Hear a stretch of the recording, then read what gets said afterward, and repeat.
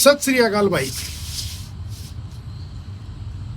आज मैं तुम्हें एक कहानी सुनाता हूँ। कहानी इस प्रकार है कि एक बारी एक सीक्रेट सोसाइटी, बहुत ही चालबाज, बहुत ही शातिर करेगी एक कम्युनिटी ने एक देश के अंदर एक ऐसे मूर्ख को राजा बना दिया। मूर्ख इंसान को जिसे कुछ नहीं आता था, जिसे ना बोलना आता था, ना कैमरा पकड़ना आता था, लेकिन क्योंकि वो राजा की गद्दी पे बैठा था तो कुछ स्पेशल टाइप के मूर्खों ने उसे अपना बाप मान लिया, पापा मान लिया। पापा,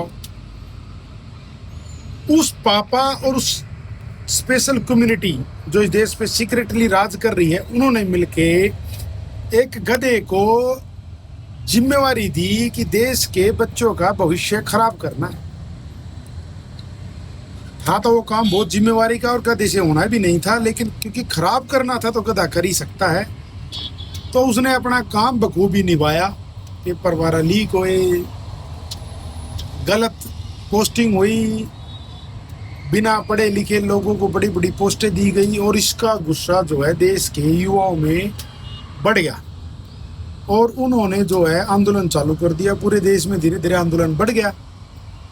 अब जो गधे का जो राजा था बाप, उसने कहा कि भाई मन तो कुछ भी हो जाए गधे को नहीं बदलेंगे,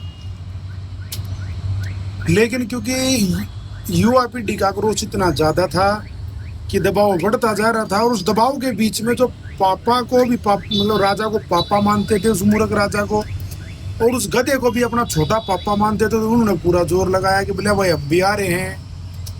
उन सारे स्टूडेंट को देशद्रोही, आतंकवादी, एंटी नेशनल, एंटी हिंदू का टैग दिया गया।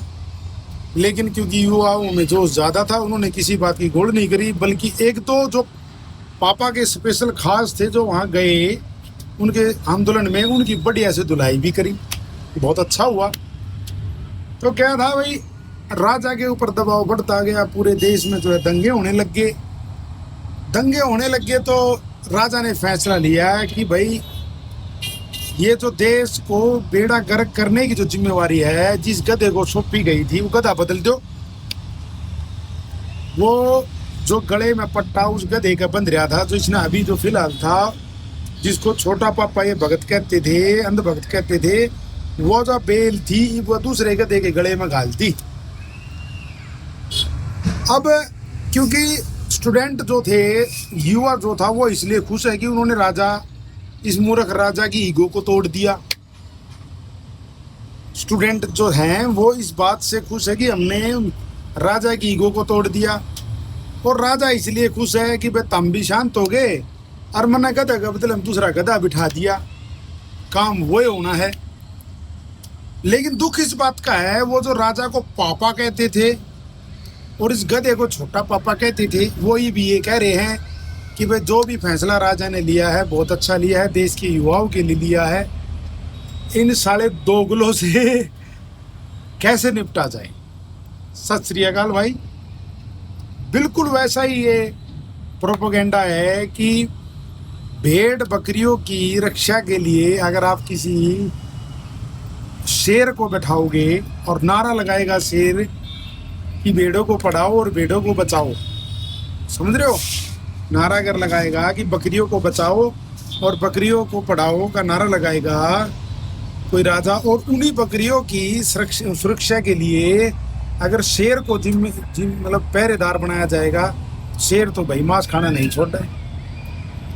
हजारों करोड़ों लाखों बकरियों में से हर रोज एक दो बकरियां गायब होती है, किसी को कोई फर्क नहीं पड़ता। दूसरी दिक्कत ये है कि बहुत सारी बकरियां भी बेचारी ऐसी है, मूर्ख बकरियां, जो उस मूर्ख राजा को अपना पापा मानती है, उस शेर को अपना हमदर्द मानती है, जबकि ऐसा कुछ है नहीं।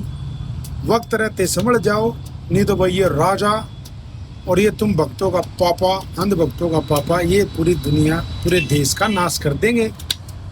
सत श्री अकाल भाई। अगर इस कहानी का सार तुम्हें समझ में आया हो तो मुबारक हो, अगर नहीं आया हो तो भाई तुम अपना इलाज करवा लेना। धन्यवाद।